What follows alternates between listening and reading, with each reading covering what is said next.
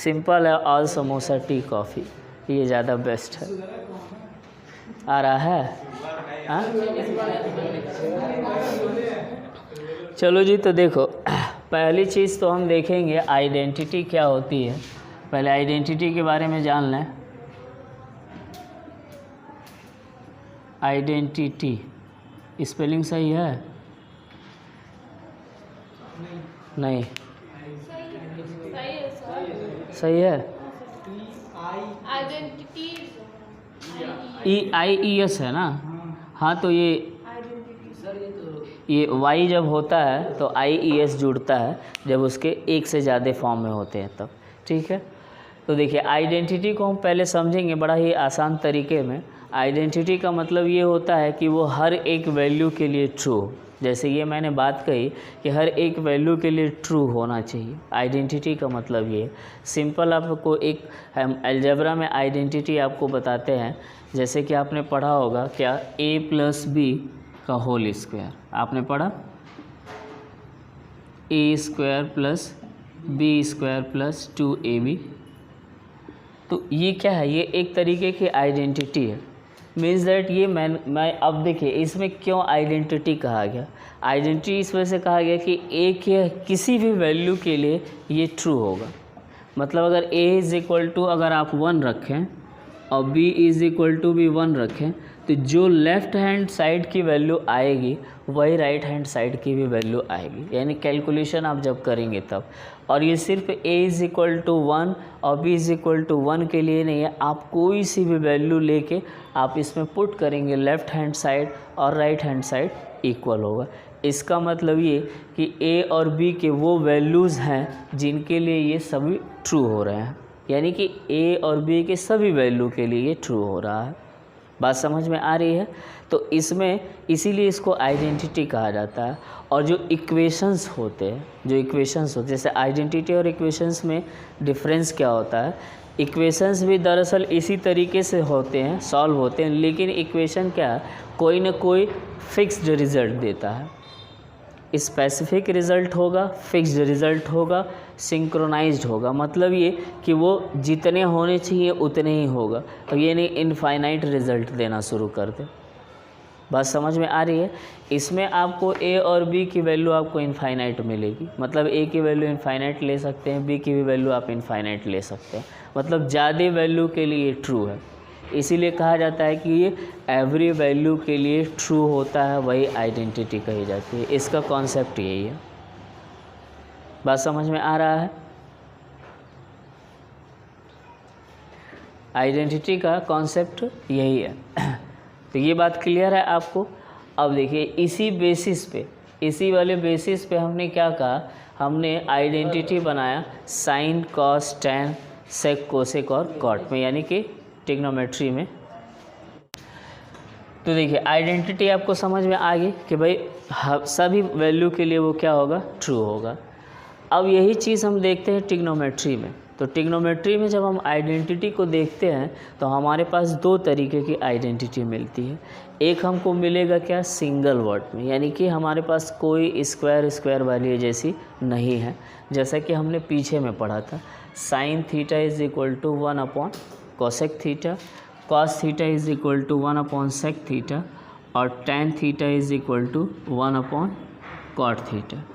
और सेम इसी तरीके से यहाँ पे भी cot theta is equal to 1 tan theta, और sec theta is equal to 1 cos theta, और cosec theta is equal to 1 sine theta. ये आइडेंटिटी आप इसमें देख रहे हैं, इसमें सिंगल पावर्स है, इसमें कोई पावर नहीं है, ये सिंगल आइडेंटिटी इसको कही जाती है। ठीक है, तो यानी कि आप कह सकते हैं 1 डिग्री आइडेंटिटी इसको बोलेंगे। देखिए इसमें टैन थीटा को sine theta upon cos theta के फॉर्म में भी एक आइडेंटिटी हम पढ़ते हैं, और कॉट थीटा को cos theta upon sine theta के आइडेंटिटी में भी पढ़ा जाता है। ठीक है, ये भी अभी सिंगल फॉर्म के ही आइडेंटिटी है, यानी कि 1 डिग्री के आइडेंटिटी इसमें मिल रहा है।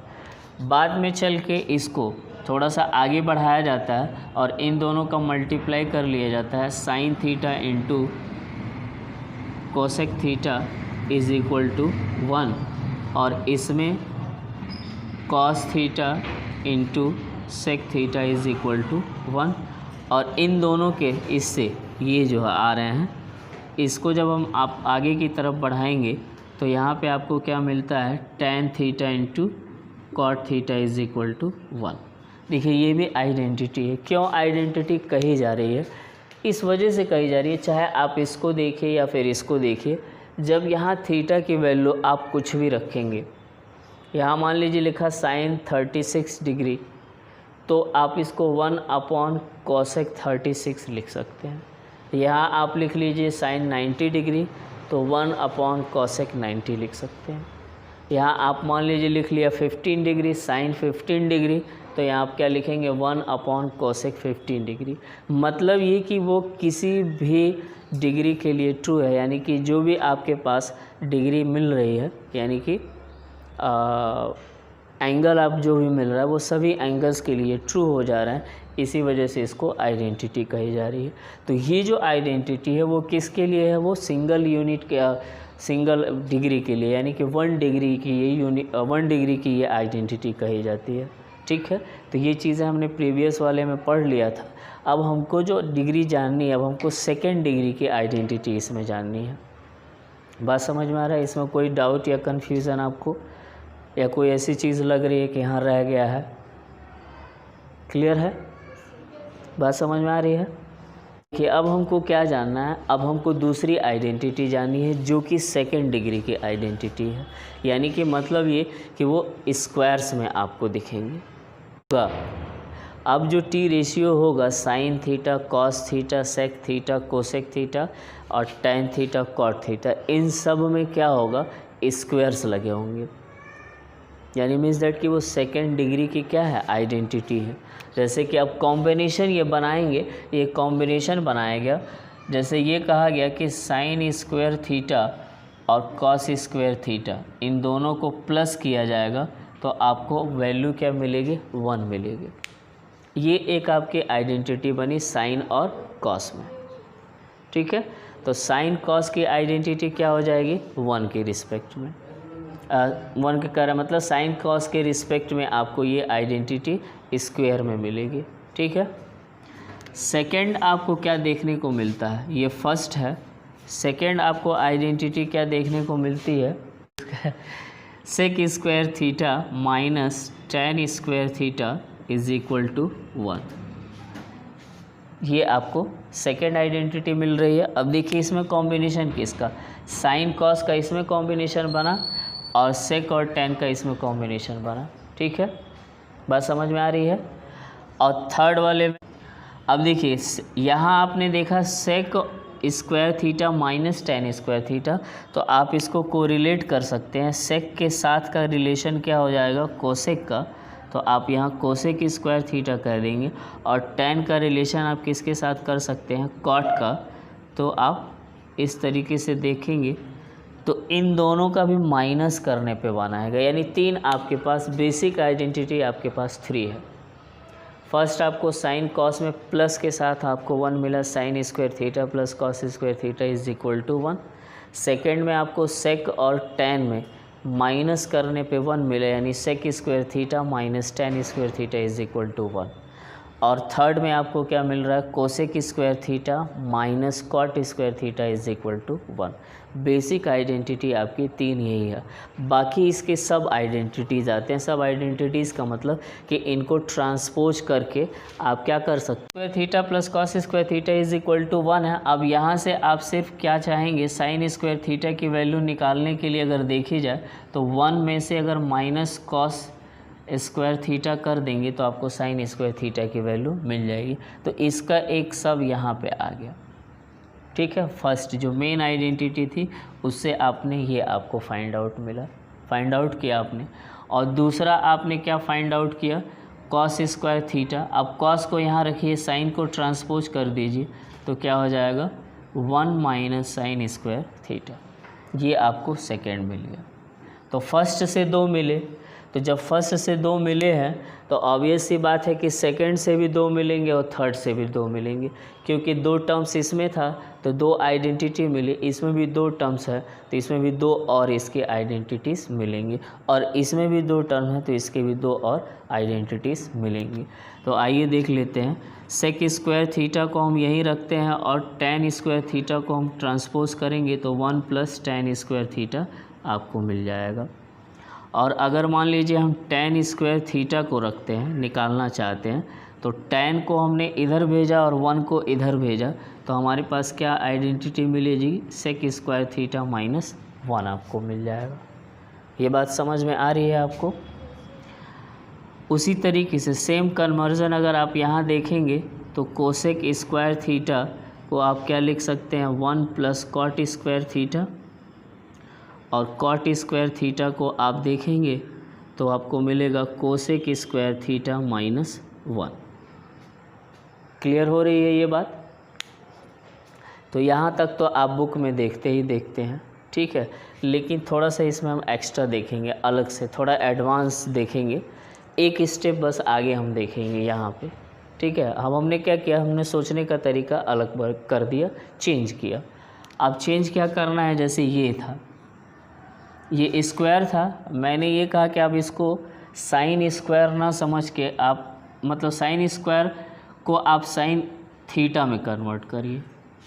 तो साइन स्क्वायर था, साइन थीटा में क्यों चेंज हुआ, क्योंकि क्या किया गया, स्क्वायर रूट लिया गया। तो लेफ़्ट साइड का स्क्वायर रूट लिया गया तो आगे वाली भी साइड का आप स्क्वायर रूट लेंगे तो आपको क्या मिल जाएगा, 1 - कॉस स्क्वायर थीटा, लेकिन अंडर रूट। बात समझ में आया। और उसी तरीके से जब इसको आप देखेंगे तो क्या मिल जाएगा, cos theta = √1 - sign square theta. Simple है, कोई इसमें बहुत माइंड पे स्ट्रेस डालने की कोई ज़रूरत नहीं है। यहाँ पे भी अगर आप देखेंगे तो क्या हो जाएगा, आपका सेक स्क्वायर था, सिर्फ सेक थीटा आप निकालेंगे तो √1 + टेन स्क्वायर थीटा, और उसी तरीके से अगर टेन थीटा की वैल्यू दिखाएंगे तो √सेक स्क्वायर थीटा -1 हो जाएगा। सेम वही कॉन्सेप्ट यहाँ पे भी आप लगाएंगे तो cosec theta = √1 + cot square theta, और कॉट थीटा की वैल्यू जब आप निकालेंगे तो आपको मिलेगा √कोसेक स्क्वायर थीटा -1। बात समझ में आ रहा है आपको। तो अब आपने क्या देखा, अब इस एनालिसिस को आप देखिए तो आपको क्या पता चला कि यहाँ पे जो हमने स्क्वायर्स में देखे थे उसको हमने साइन, कॉस, टेन, सेक, कोसेक में भी चेंज कर दिया। इसका मतलब कि हमारे पास अब साइन, कॉस, टेन में जो सिंगल वाले थे, यानी 1 डिग्री की जो आइडेंटिटी थी, अब हमको 2 टाइप से मिलने लगी। एक कौन सी टाइप मिलने लगी, जैसे हमने शुरू में क्या पढ़ा था, साइन थीटा के लिए क्या पढ़ा था, 1 कोसेक थीटा पढ़ा था। तो अब हम साइन थीटा को 1 कोसेक थीटा भी देखेंगे और साइन थीटा को √1 - कॉस स्क्वायर थीटा भी देखेंगे। समझ में आ रही है। कोरिलेट आप करिए, थोड़ा सा दिमाग पे जब स्ट्रेस देंगे तो आपको ये बात समझ में आएगी। कॉस थीटा को आपने क्या लिखा था, 1 सेक थीटा, और अब कॉस थीटा को हम क्या लिख रहे हैं, √1 - साइन स्क्वायर थीटा। वो प्रीवियस वाला है और ये अभी वाला है, दोनों को आप कोरिलेट कर पा रहे हैं। सेक थीटा को आपको पता है कि 1 कॉस थीटा आपने लिखा था, टेन थीटा को अब आपने क्या लिखा था, 1 कॉट थीटा, कोसेक को 1 साइन थीटा, और यहाँ पे आपने 1 टेन थीटा। तो दिख रहा है डिफरेंस आपको दोनों में, समझ में आ रहा है क्या डिफरेंस आया यहाँ पे। तो ये सारी चीज़ें आपके दिमाग में होनी चाहिए। आइडेंटिटीज़ के ये जो क्वेश्चंस हैं ये सारे भी आपके दिमाग में होने चाहिए, तभी आप इसको कर पाएंगे। जब भी क्वेश्चन सॉल्व करेंगे तब भी आप करेंगे, है ना। लेकिन आइडेंटिटी में आपको क्या दिखेगा, सबसे बड़ी बात क्या आपको दिखेगी, जब आप क्वेश्चन सॉल्व करने जाएंगे तो आपको पता ही नहीं लगेगा कि शुरुआत कहाँ से करनी है। आइडेंटिटी का एक सबसे खास हुआ जो बच्चे बोर्ड दे चुके हैं, आप उनसे एक्सपीरियंस आप ले सकते हैं, उनको ये सबसे बड़ा डाउट रहता था, हमेशा से डाउट रहा है। और ये कोई मतलब ऐसा नहीं है, ये बात सबके साथ होगा। आप मान के चलिए कि अगर 1 लाख बच्चा है तो उसमें 10 या 20 बच्चे ऐसे होंगे जिनको कन्फ्यूजन नहीं होगा, नहीं तो बाकियों को सबको ये प्रॉब्लम आएगी ही कि स्टार्टिंग कहाँ से करनी है। तो उसके लिए मेरे पास 5 टाइप के स्टेप्स हैं, 4 या 5 स्टेप्स हैं। उस स्टेप्स को अगर आपके दिमाग में रहेगा तो वो काफ़ी हेल्प करेगा, बहुत हेल्पफुल है कि आपको एग्ज़ाम में भी और क्वेश्चंस को सॉल्व करने में बहुत मदद करता है वो। बस वो 5 बातें आपके दिमाग में चलती रहनी चाहिए आइडेंटिटी सॉल्व करने के लिए। और आप ये बात बिल्कुल आप इस बात को समझ लें या फिर ये जान लें कि जिन लोगों ने इसको फॉलो किया है उनको वाकई में बहुत हेल्प मिला है। क्यों मीनाक्षी, ऐसा है कि नहीं है? वो एक्सपीरियंस्ड है और वो उन्होंने मेरा टेक्निक यूज किया, और मोस्टली उन्होंने ही नहीं, जिन लोगों ने भी यूज किया है वो सब लोग इस बात को मानते हैं कि वो बहुत हेल्पफुल है।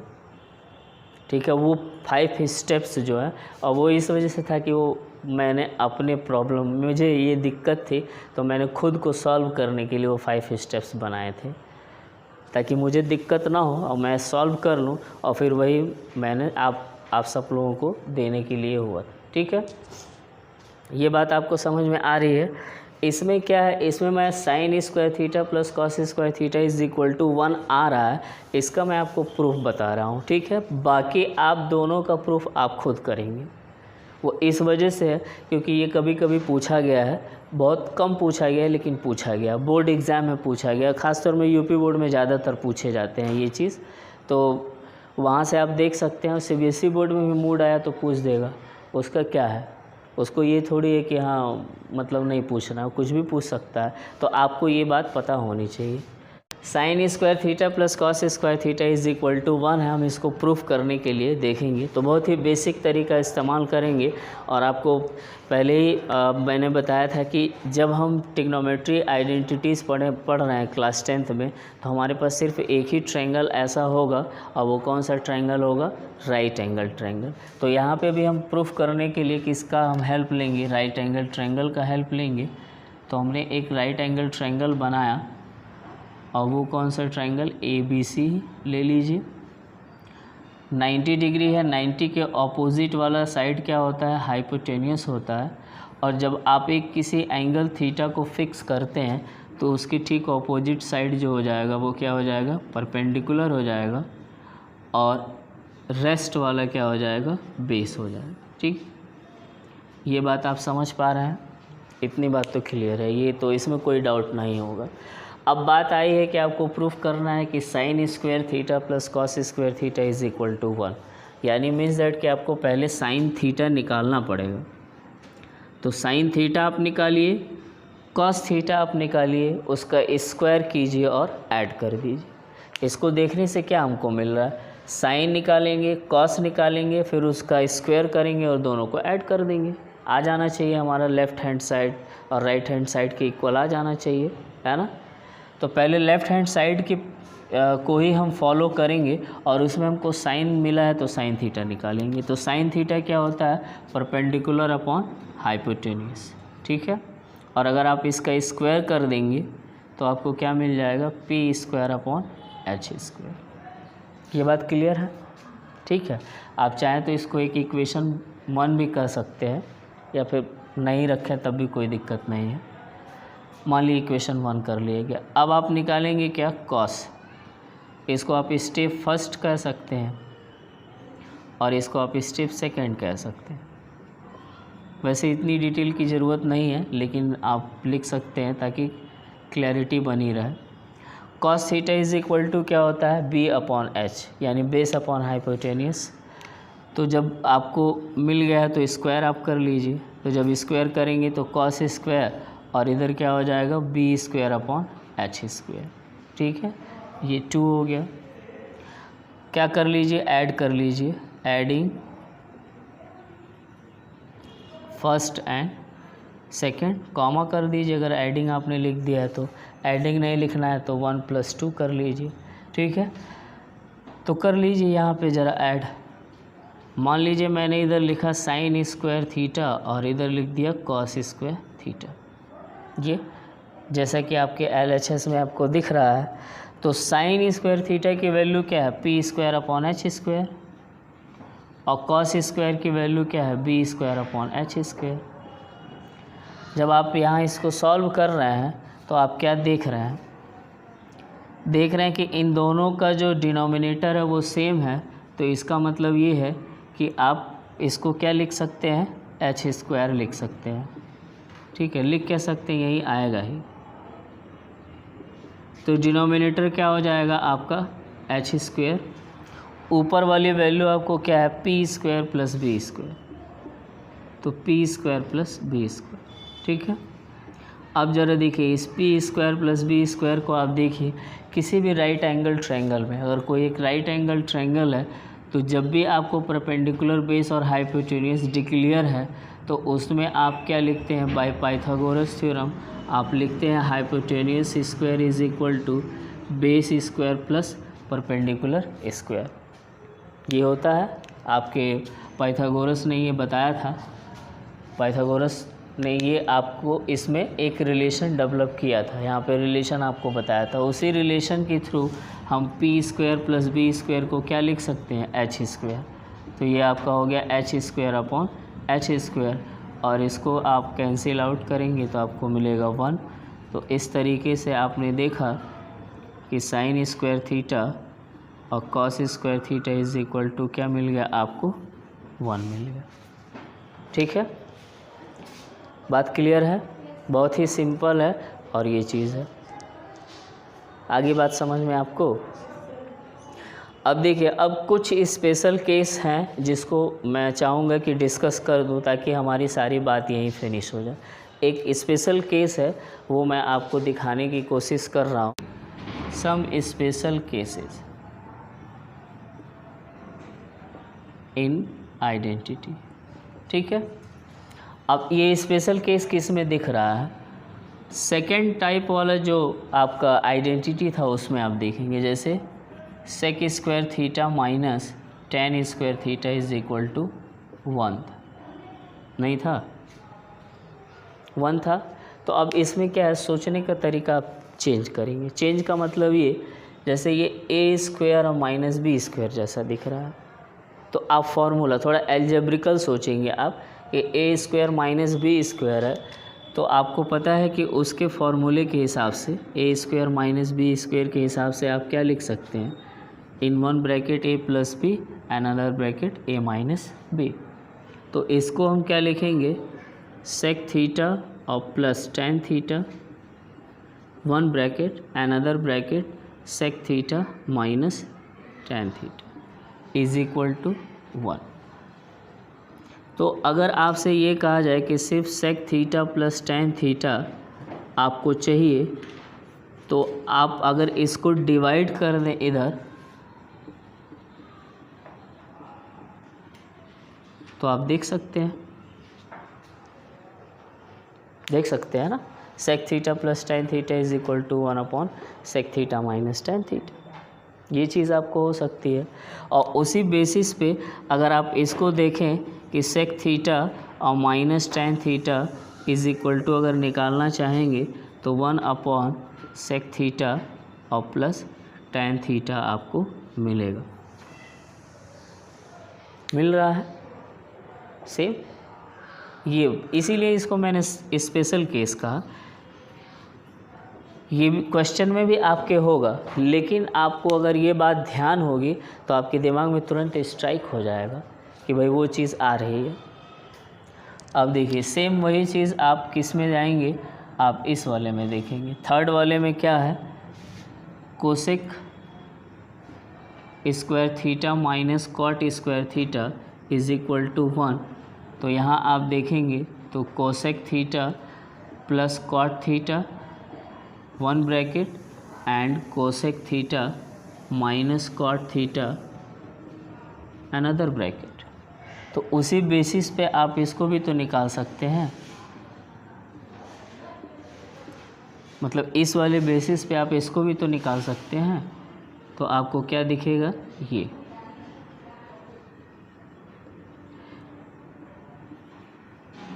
Cosec theta minus cot theta is equal to 1 upon cosec theta plus cot theta. आ रही बात समझ में?